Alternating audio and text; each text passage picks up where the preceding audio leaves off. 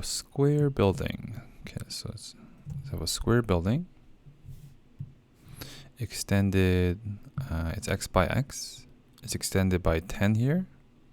Let's say this is 10 meters and this is 5.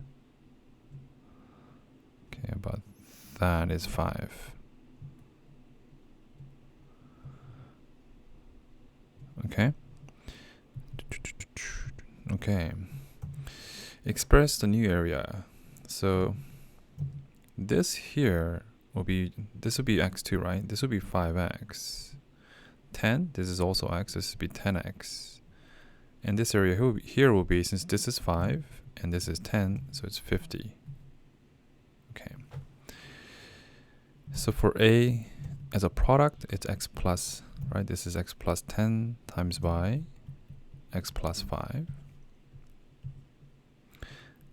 Okay, as a product, if you actually expand this, you simply get x squared plus 15x plus 50, okay?